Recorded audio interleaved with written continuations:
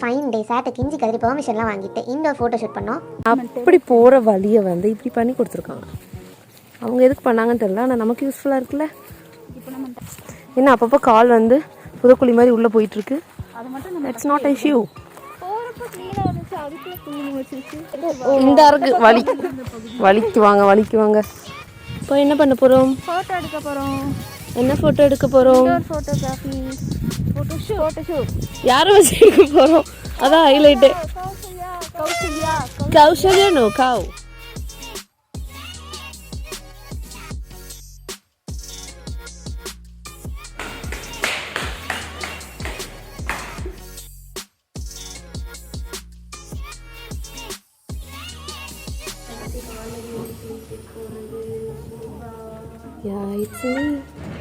Sir நமக்காக AC சில் பண்ணி வச்சுருக்காங்க. ரொம்ப ஈஸியாக இருக்குது. அப்போவே போட்டு வச்சுட்டாங்களாம், நம்ம சொன்னோன்னே போட்டு வச்சுட்டாங்களாம். சில செட் ப்ராப்பர்ட்டிஸ் எம் வெஜிடபிள்ஸ் வதக்கி ஃபைன் இப்படியாக க்ளீன் பண்ண வேண்டும். ஓகே, போனாலும் இதே வேலை தான். சிறு துளி குப்பை கூட இல்லாமல் துடைத்தால்தான் எனக்கு உருண்டு பிறண்டு ஃபோட்டோ எடுக்கணும். திரு இது என்னன்னு தெரியுமா உனக்கு?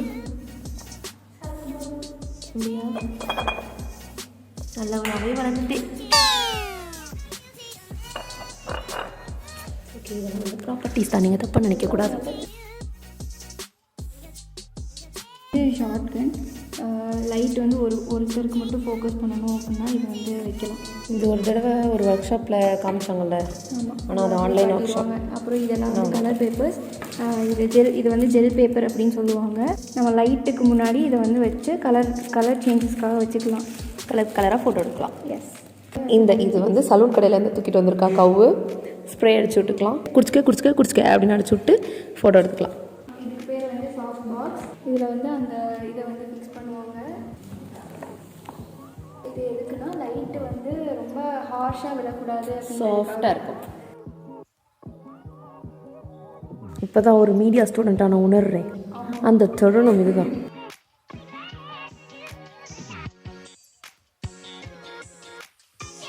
துணி காய போட்டு கிளிப் மாட்டி வச்சுருக்கோம். இதெல்லாம் வந்து அடுத்து வந்து காய போடுறதுக்காக வெயிட்டிங்கில் இருக்கிற துணிகள். ஜவுளி கடையில் எடுத்து காமிக்க மாதிரி ஒன்று ஒன்றா எடுத்து காமிச்சிட்ருக்கு. மின்னுது.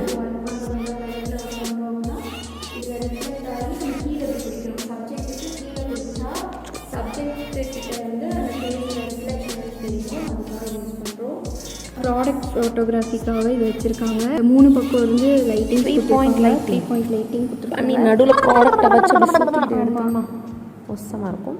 ஆமாம், அதுக்காக ப்ராடக்ட்ஸ் இங்கே வச்சுருக்காங்க. இப்போ வந்து திரு வந்து இங்கே வந்து சந்திரமுகியாக மாறிட்டோம். இது வந்து ப்ராடக்ட்டு காசு மலை அது மாதிரி ஆகிட்டா. சாஃப்ட் பாக்ஸு, லைட்டு, அப்படி பாட்டிலு அப்படி சொல்லிட்டு இருக்கா. ப்ராப்பர்ட்டிஸாக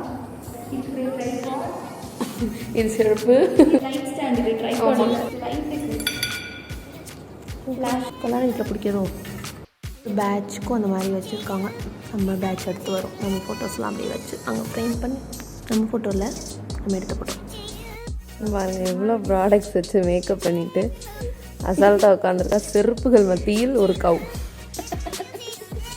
அவங்க யூஸ் பண்ண ப்ராடக்ட்ஸ் என்னென்னா, இது வந்து மேக் ஓகே, இது வந்து லாக்மே லிப் பாம்.